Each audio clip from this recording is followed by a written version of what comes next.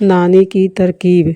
साक्षी और स्नेहा दोनों सगी बहनें थीं। वे दोनों बहुत ही झगड़ालू थीं। वे किसी न किसी बात पर हर समय लड़ती रहती थीं। एक दूसरे की वस्तुएं फेंकना या तोड़ना उनके लिए आम बात थी। दोनों बहनों की आपस में बिल्कुल नहीं बनती थी।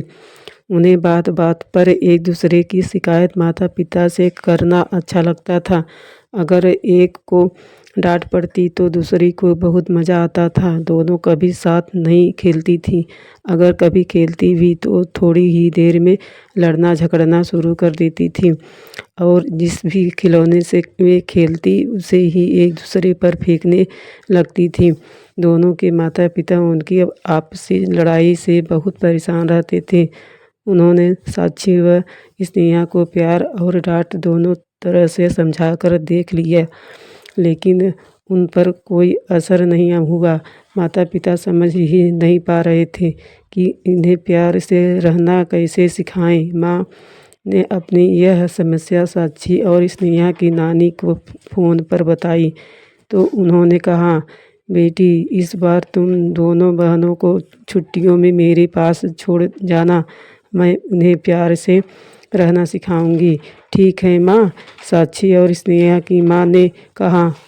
कुछ दिनों बाद स्कूल की छुट्टियां पड़ गई और साक्षी व स्नेहा की माँ उन्हें उनकी नानी के घर छोड़ आई। वहां पहुंचकर भी दोनों आपस में लड़ती रहती। साक्षी और स्नेहा की नानी को एक तरकीब सूझी। उन्होंने बड़ी बहन साक्षी को अपने पास बुलाया और समझाते हुए कहा, साक्षी तुम बड़ी हो और स्नेहा छोटी है। तुम्हें बड़े होने के नाते स्नेहा के साथ प्यार से रहना चाहिए, लेकिन नानी स्नेहा भी तो हर समय मेरी झूठी शिकायत करके मम्मी पापा से मुझे डांट लगवाती रहती है।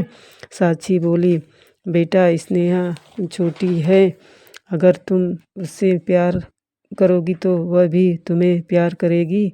नानी बोली, स्नेहा ऐसा कभी नहीं करेगी। नानी साक्षी ने कहा, अच्छा चलो मेरे साथ आओ, मैं तुम्हें दिखाती हूँ कि प्यार और नफरत का फल क्या होता है। नानी ने कहा। नानी ने अपने साथ 2 रोटियां ले ली और साक्षी को गली में ले गई। नानी ने गली में जाकर 2 कुत्तों के आगे दोनों रोटियां अलग अलग डाल दी, लेकिन दोनों कुत्ते एक दूसरे को देखकर गुर्राते रहे और रोटियां जमीन पर ही रखी रही। इतने में एक तीसरा कुत्ता वहां आया और दोनों रोटियां उठाकर चुपके से भाग गया। वे दोनों कुत्ते एक दूसरे को देखकर गुर्राते ही रह गए।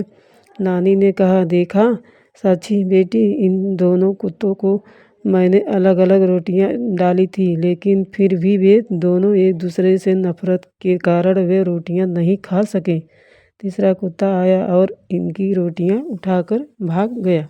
घर आकर नानी ने फर्श पर थोड़ी सी चीनी गिरा दी। चीनी पर थोड़ी देर में चींटियों ने आना शुरू कर दिया। हर चींटी एक दाना उठाती और लौट जाती। नानी बोली, देखो साक्षी, ये चींटियाँ संख्या में कितनी अधिक हैं, किंतु फिर भी वे अपना अपना हिस्सा लेकर बिना किसी झगड़े के अपने अपने घर जा रही हैं। हाँ नानी, ये देखो, बड़े बड़े दानों को भी 2 चींटियाँ एक साथ मिलकर ले जा रही हैं। साक्षी बोली, साक्षी बेटी, मैं चाहती हूँ कि तुम भी इन चींटियों की तरह प्यार से रहना सीखो। नानी बोली, मैं स्नेहा से कभी नहीं लड़ूंगी। अब मैं अपनी छोटी बहन को बहुत प्यार करूंगी। साक्षी बोली। रात को नाना जी रसगुल्ले लाए। स्नेहा को रसगुल्ले बहुत पसंद थे। साक्षी ने अपने हिस्से का रसगुल्ला भी स्नेहा को दे दिया। स्नेहा हैरान तो बहुत हुई, लेकिन फिर भी उसने साक्षी से रसगुल्ला लेकर खा लिया। उस दिन दोनों बहनों में लड़ाई भी नहीं हुई। अगले दिन नाना जी आम लाए। आम साक्षी को बहुत पसंद थे, अतः स्नेहा ने भी अपने हिस्से का आम साक्षी को दे दिया। साक्षी कुछ नहीं बोली और आम लेकर सीधे नानी के पास आई और नानी को उसने सारी बात बताई। नानी ने साक्षी से कहा, देखा बेटी, तुमने स्नेहा को रसगुल्ला दिया तो बदले में उसने तुम्हें आम दिया। इससे यह पता चलता है कि हम जिसके साथ जैसा व्यवहार करते हैं वह भी हमारे साथ वैसा ही व्यवहार करता है। आप ठीक कहती हैं नानी, प्यार के बदले प्यार जरूर मिलता है, साक्षी बोली।